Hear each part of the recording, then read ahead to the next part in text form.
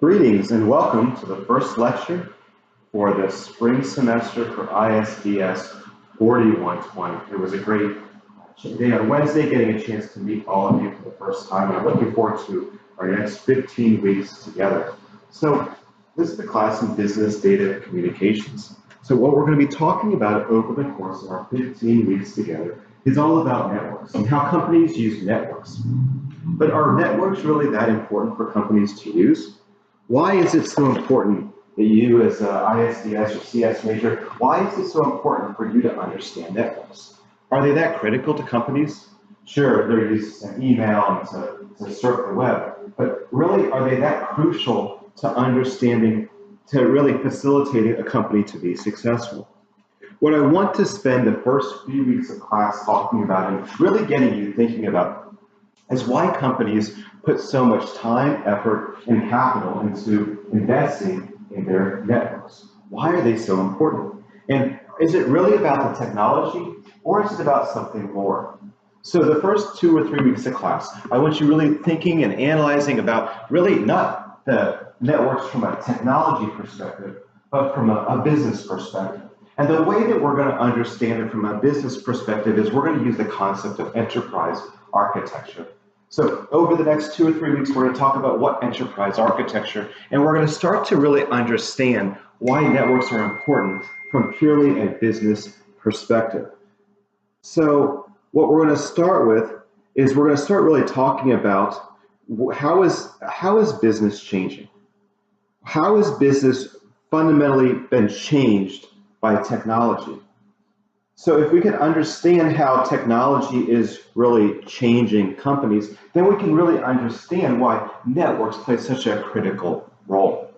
So what we're going to talk about today, and as we continue our conversation on next Wednesday, what we're going to talk about first is the 5 trends that are really shaping business today. And we're going to tie these business trends to some underlying trends with networks and understand why networks are facilitating these kind of trends. The first trend that we're seeing that's shaping business today is globalization. It is no longer true that businesses in this current era are competing and making their products and focusing on local vendors and local customers. Companies today are increasingly global. The business era today is focused on globalization. Now we have what's a global marketplace. No longer are we buying products that are from vendors that are located down the street. We're now buying our products from companies that are located not only within the domestic, but across the entire globe. The entire world is now the marketplace. So what we see here is that companies have become increasingly global. So, for example, when you buy something from Amazon, it's not unusual for that product to be sourced from a vendor in China. So what you can see here is that technology has allowed companies to source their goods and their products from a global market. Now pause for a second, and while we take for granted a company like Amazon or Uber, think about the technology that underpins those business models. It's a network. If Amazon didn't have a strong network in place, how could they source their products? How could we get them from China? They have to have a strong corporate network and infrastructure in place in order for them to be successful. And it's not just us as consumers. Companies are increasingly working in a global environment. So now as you start your careers in a few months, as you graduate and go out there, you're going to work in a global company. You're going to be collaborating with and working with people that are not necessarily located in the same physical location as you are.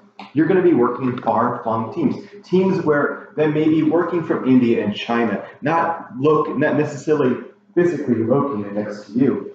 What that enables is a company to really start to work 24/7 because you're not tied down to geographical location. Again, this is a class about networks. How can a company work globally if it didn't have a strong network in place? So what you see here is that globalization was spurred on, it was really driven by technology. If we didn't have that technology in place, there was no way that we would be able to really work globally. So it's more than just communicating, and it's more than just email. It's changing the very nature of how companies work. Now, what has happened as a result of this shift, of the strong technology and strong networks, is it's changed more than just companies. It has changed the economy itself. And the reason why is because of technology. Technology has been the reason behind the change.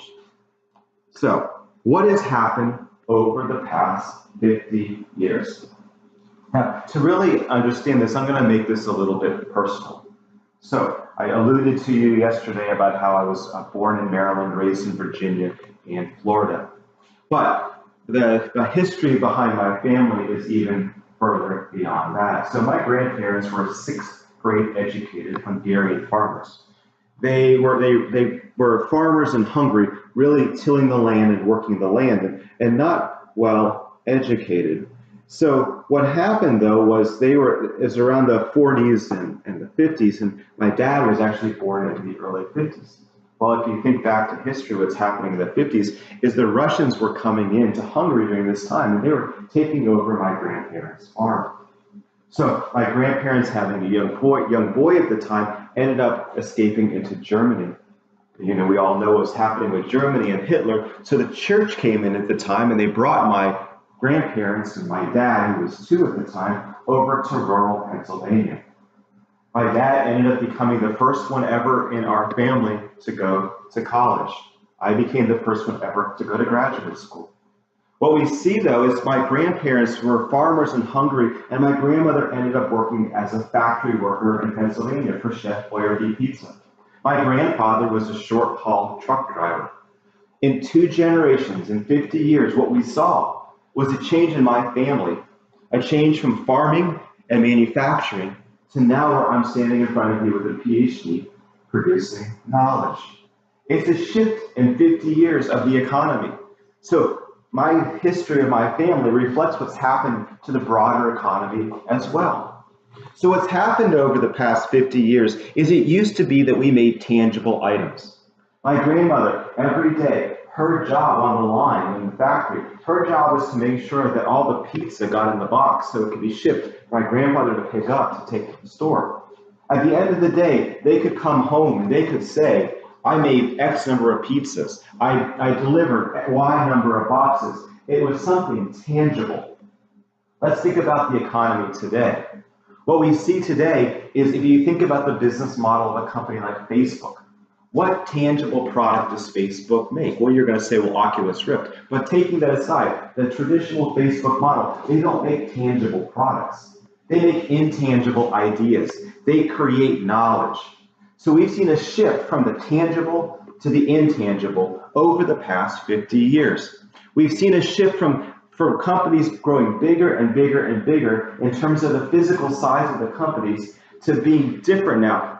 Firms today are focused on intangibles. I would probably say that as you graduate, you're not out there looking for a job in a factory. You're looking for a job where you're producing ideas behind a desk. You're producing knowledge. And truly, for companies today, the only source of an advantage, a competitive advantage, and a competitive advantage is simply what I do better than my competitors. The only source of competitive advantage for firms today is what they know. It's knowledge. It's not what they're able to physically produce. It's what ideas and the knowledge they're able to produce. On your exams, I'm going to ask you, what is the only source of competitive advantage in companies today? And the answer is knowledge. Companies today want to be creative. They want to be innovative. They want to produce intangibles. How can you communicate? How can you produce something intangible if you don't have a strong way to communicate information across a corporate network? So what you see is this movement toward decapitalization, a shift from the tangible to the intangible. So change number 1 is globalization. And globalization couldn't have happened without technology. The second trend, the second change that we've seen in business today is we've seen the economy change from a product economy to a knowledge economy.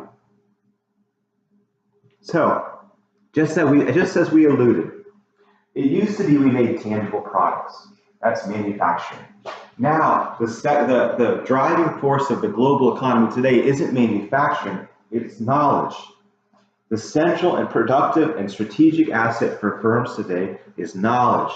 So what I know is truly a source of competitive advantage. Now, along the way, what has happened is we've seen the nature of competition change. How companies compete has changed.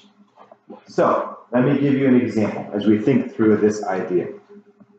It used to be that the way that I created a company is I grew my company bigger and bigger and bigger.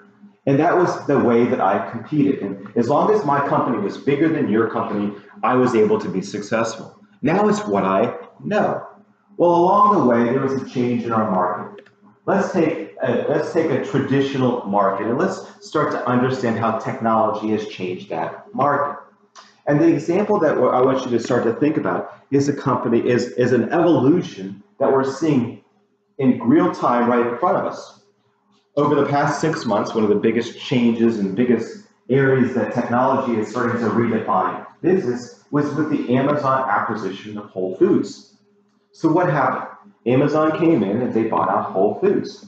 So what is Amazon going to do with Whole Foods? Well, there's a lot of different theories, and we'll talk a lot more about this as the semester unfolds because there's such a great example to use for us. But what's happened is that Amazon is going to try to redefine the grocery business using technology. How could they do that if they didn't have such a strong network? But the Amazon effect has been so strong in so many different sectors of our economy. And it has changed the way that we shop, and it has changed the way that other companies have competed. Because what's happening is we're in an era right now of what's called hyper competition. We're seeing more and more companies go away or go bankrupt and not able to compete because technology changed the market. We see what's happening is that the environment is more and more turbulent because companies are looking to technology to redefine the market.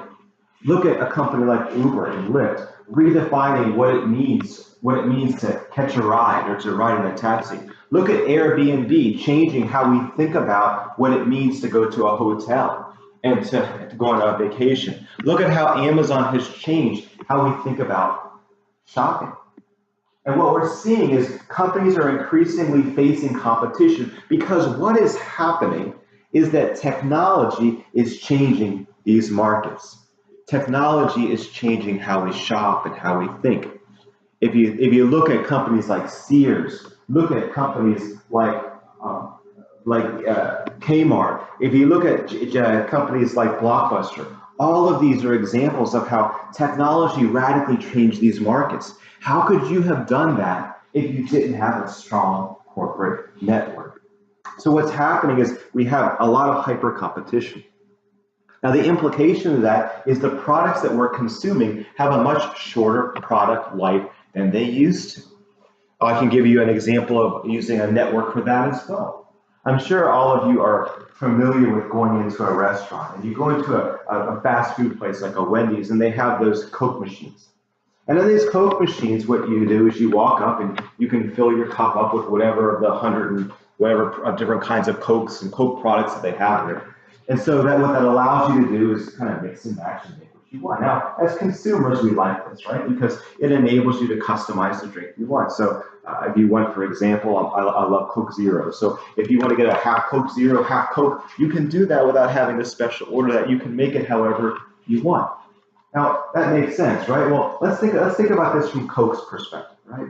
From Coke's perspective, what does that represent? That represents a lot of data. So what Coke is actually doing is they're keeping track of every single time you fill up that cup. And they're keeping track of what you're filling that cup up with. So let's say, for example, they were to find that people in Louisiana like to fill their drinks up with half Coke Zero, half vanilla Coke. What does that tell them? There's a new product opportunity, vanilla Coke Zero.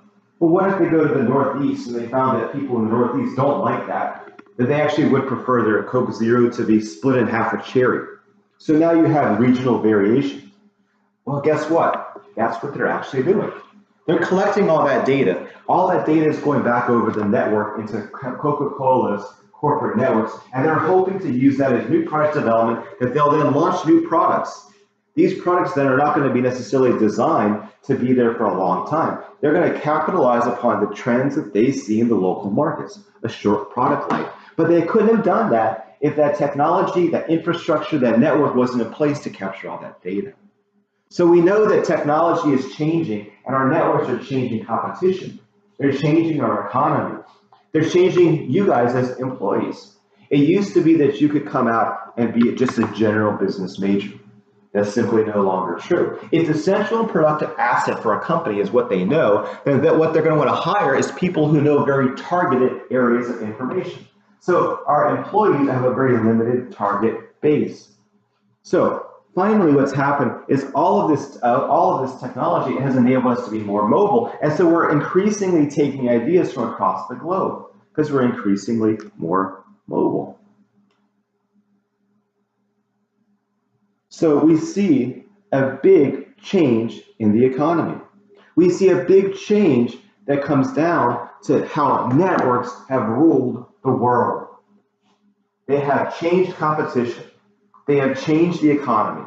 They have changed how we shop. They have changed how we think. Your eyes hopefully are starting to see the importance of why understanding all this is so crucial. If you don't get it, if a company doesn't get it, then how are they going to adapt and change to the world in which we now live? So what has happened to the economy? There have been 4 eras of the economy over the past 50 years. And technology represented something different to each of these different eras. 50 years ago, we worked under the industrial economy. The industrial economy is where we made stuff. That's where we made our widgets. That's where my grandmother worked in the factory. Her job, how did she use technology? She used technology and she used the production facilities to make her job quicker. Because the quicker she could work, the more pieces she could box, the more efficient she was. So the way we use technology under the industrial economy was to make our work quick and to make our work efficient. Well, that was in the time of the 50s and the 60s. That wasn't the time of the PCs. Well, what happened come around the 80s and the 90s? Around the 80s and the 90s, you started having computers. So all of a sudden, we had computers on our desktops. So now we weren't making work efficient, we were making work better. That was known as the information economies. And the economies of the 80s and the 90s was all about using our technology to make our work better. So what happened in the late 90s and early 2000s? In the late 90s and early 2000s, we had the dot-com. Well, the dot-com, like Amazon, all of a sudden showed companies that it was going to change how we competed. That was known as the digital revolution. In there, we used technology to change the economy, to change our business. That was known as the digital revolutions. Modern day today, what we're going through right now is known as the platform revolution. That's where we are right now. And here what we're seeing is we're using technology to create what we call a network-based strategy. All right, now the best way that I can get you to think about a platform is to give you a tangible example. I want you to think about Uber. Now, I'm sure most of you have used Uber or do use Uber. I'm a huge fan of Uber or Lyft. I use them all over the place. But why do we use Uber and Lyft? Well, of course we say, well, it comes down to cost because it's cheaper and more efficient to use than a taxi. But let's think beyond that. Why does it work so well? Okay, so you hop on Uber tonight and you decide that you want to go out for the evening and you hop on and you say, I want to go from here to somewhere else. You put that in. What's happening is you as the consumer are connecting to a bunch of different drivers. So Uber is just a platform. It's a way of connecting you as the consumer to the drivers. They created a platform. That platform is better than the taxi platform. So why do you use Uber, not Lyft? Well, let's put aside marketing or anything else. The reason you would use them is they're quicker. They're quicker because they have more drivers. Therefore, they have a better platform. So the revolution we're going through right now is companies are creating platforms. And you see how Uber is trying to leverage their platform. Uber has not only ride sharing, but they have Uber Eats, where they go out and get you meals, similar to Waiter. In some markets, they also have Uber Errands, where they'll go out and run errands and do things for you. How is that working? They're creating a platform. Think about a company like Amazon. Why is Amazon so successful? Amazon is so successful because they have so many different vendors selling their products on them. So you're not just shopping from Amazon. You're shopping from Amazon and all the other vendors that are on Amazon. So what did Amazon do? They created a platform to connect us to them. So the revolution we're seeing right now is enabling a company to create a way for us to connect to other vendors. That is a network. They're creating a network for buyers and sellers to come together. So what you see is that over the past 50 years, technology started by making work quicker, then it made work better, then it changed the nature of the economy and the competition, and now it's creating networks. Now, when I use that word network here, I'm talking about it from a buyer and a seller perspective. But underneath of it, what you can see is a corporate network, a data communications network, and it's changed over the past 40 years. Now, I want to contrast the difference between the industrial era versus the platform revolution so you can really understand the change. So if we think about it, what we see is that we've changed from the industrial economy. And as we do this, what I want you to think about is my grandmother packing pizza, to the platform. And the visual I want you to understand there is a company like Uber. How are they different? Okay, so let's go back. My grandmother's making pizza. So how does that Chef Boyardee pizza become successful? They become successful by making that company bigger and bigger and bigger. Remember the power of the tangible. Bigger and bigger and bigger. So that first column, growth, the first row wrote, internal. The way that I get bigger is by making my company bigger. It's all up to me. That's internal. So when it comes to my strategy, I'm focused on me. That's proprietary. I'm only focused on me and no one else. What kind of technology am I investing in? Well, since I'm trying to make something tangible, I need to focus on production. So I'm making production technologies. Operationally, it's the fourth row down. The way that I make myself better is I say, standardize what people do. My grandmother's whole job was to make those pizzas. She specialized in that. The next row, I didn't really partner with anybody else. I was only focused on me.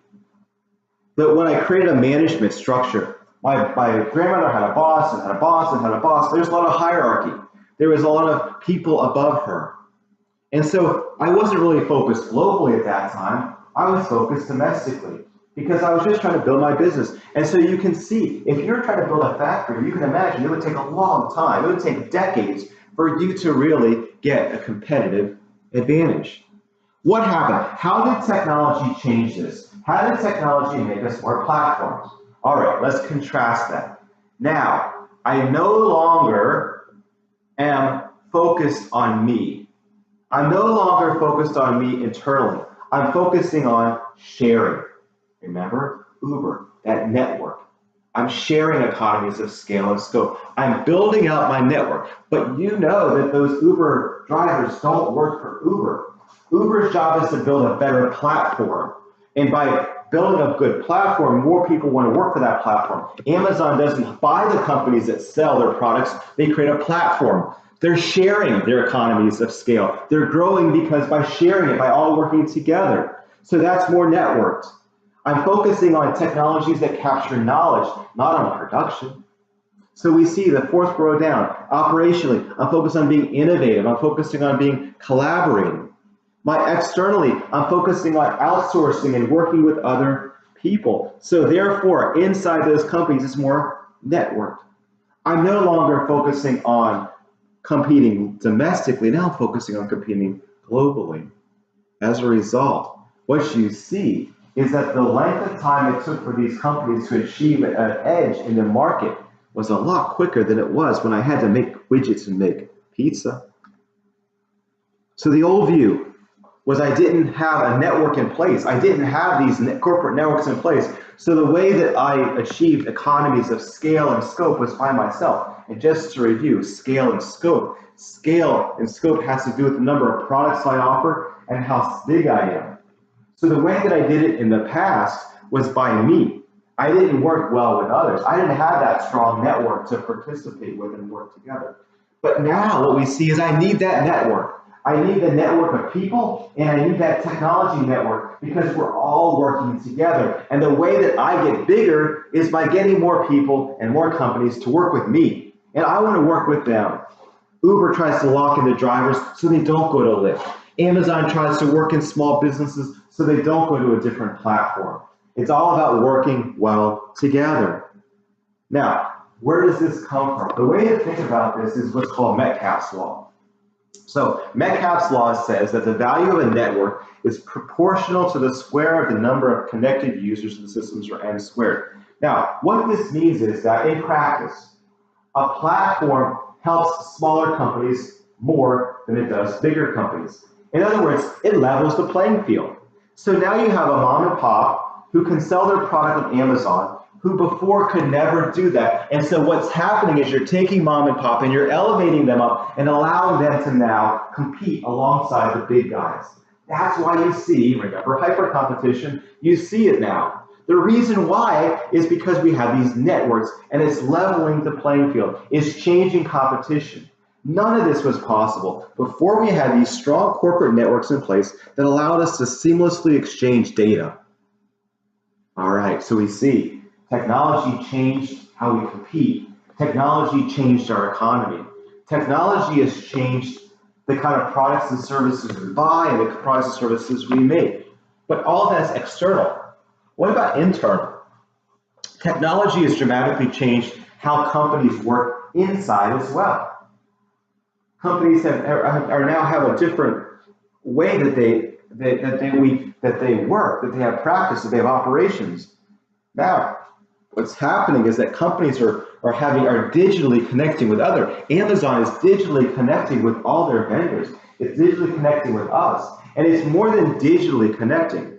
The entire operations of Amazon are digital. It's able to see changes and respond digitally as well. But now we've gone from just digital to more social.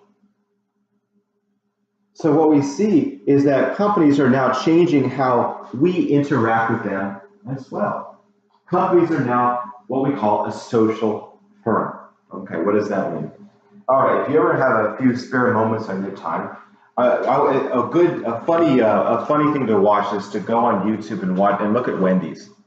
Wendy's has a very unique Twitter system in place, a very funny Twitter. So if you tweet Wendy's, they actually will respond back to you in a kind of a funny kind of way. There's some great YouTube videos that have examples. So what's happening? What's happening is you as the customer, if you go to Wendy's and you walk out the door at Wendy's and you tweet Wendy's, Wendy's responds. You as a consumer now have a different kind of relationship as a consumer with the company that you just bought your product from. Companies are using these networks in order to monitor their environments and sense and respond what is going on. So that's a fundamental change. So what we're seeing is companies are using networks to monitor their environment in real time and sense and respond. Let me give you a few other examples. So if you go to a Home Depot, then you walk out the door of a Home Depot. And let's say you were able to, you didn't have a good experience. You tweet, went to Home Depot, didn't have what I had. Home Depot is monitoring that. Home Depot is using geolocation. Home Depot is able to trace you and figure out what store you just walked from. And that manager will get a call to see what just happened in that interaction. So what's happening is you're monitoring your environment and you're using networks to understand your customers. That's a social firm. You're breaking down the boundaries. You're creating a partnership between your customers and you, where you're interacting in real time. You're allowing the customers actually into the company. There are more and more companies that are using examples like Coke to allow their customers to shape new products development. This stuff is just starting. This transformation is just the beginning. But this is a huge shift in what we're thinking when it comes to understanding new product development.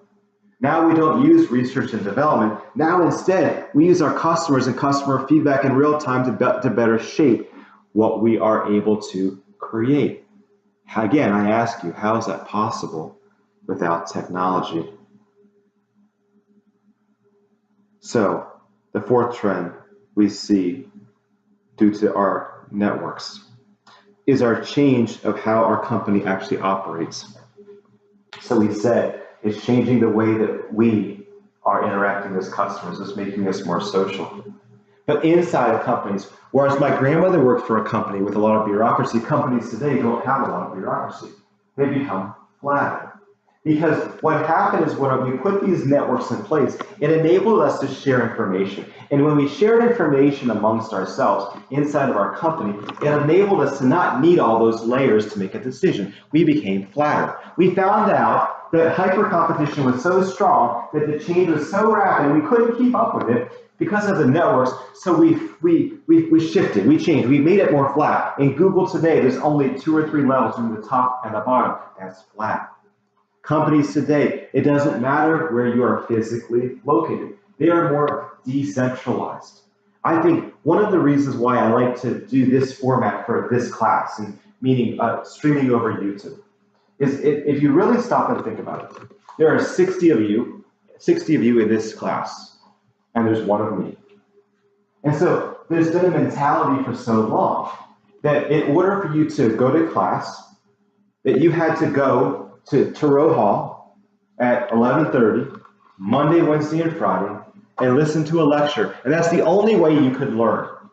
That's centralization. We all had to come to one location in order for us to learn. But if you really stop to think about it, why is that true? It's a fundamental assumption that we've made that that's the only way we can learn. And you could say, well, I'm more comfortable with me being there and lecturing in front of you. But is it you're comfortable because that's what you've always known, or because it's better? So what we're doing in this class is we're decentralizing. We are taking the concept that companies are using, which is to become more decentralized, and we're putting it into practice. Now, this is more of a hybrid because we still have some centralization. We still come in almost every Wednesday and see each other face to face. But if you start to ask those questions for you in education, don't you think the same thing is true for businesses? They're starting to say, well, why must we all come to work at one location? Why can't we be more decentralized? Why can't we have more flexibility? Why does it matter where we are? Because the reality is, by being more decentralized, it's actually cheaper for a company to operate. They don't have to worry about building all these headquarters in place. They couldn't have to worry about it. And why not just empower them?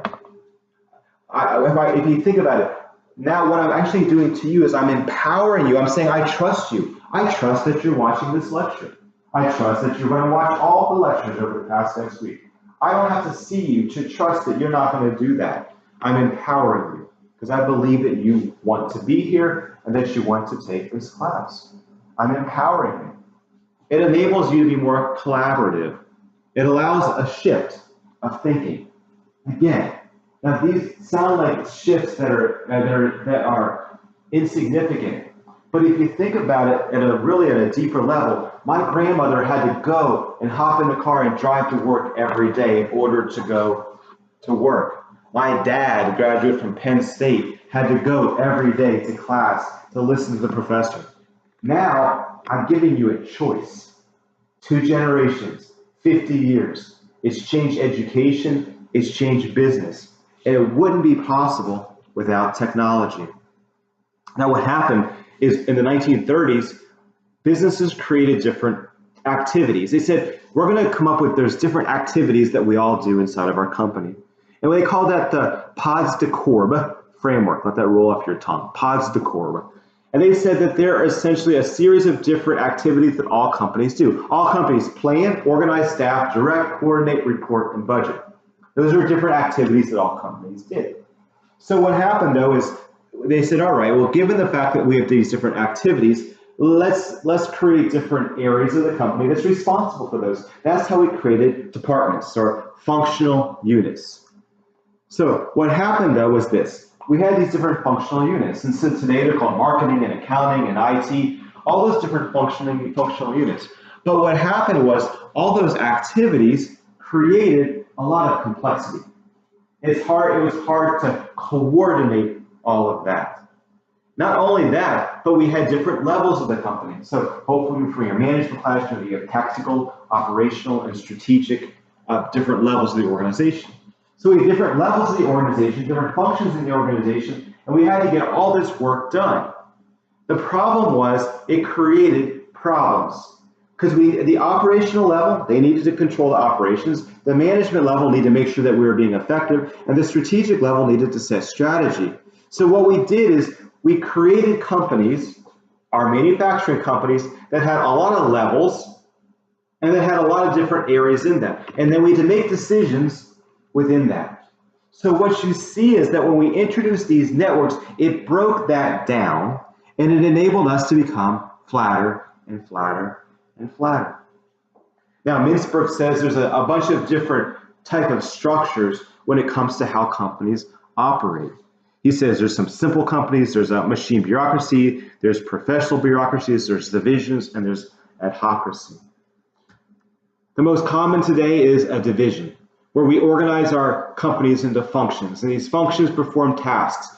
And when it comes to the operations of a company, these operations cut across our different functional units. So we see here, we've taken our posture, we've created functions, and now we're trying to work vertically within all of these different departments. The problem was, as we tried to do that, one of the issues that we found 50 years after that, in the late 90s and late 80s, was that all of these functions were operating not with each other, they were operating effectively alone. And that created what's called a functional silo. A functional silo is when you take this divisionalized company and everyone works focusing on themselves. When my grandmother worked in that factory, she was focused on one thing. She was focused on making pizza. What happened before her, what happened after her, that didn't matter to her. She was focused on her function. But the problem was, once that pizza left her, it had to go to my grandfather to get the truck. So the problem was, they were so focused on the function, they ignored the process. And the process is just a series of tasks that you put together. So the problem is, in order for them to really make pizza, it required them to focus on the process and not the function. So firms today have become more complex. But what has enabled us to do is technology has enabled us to take the complexity and manage the complexity.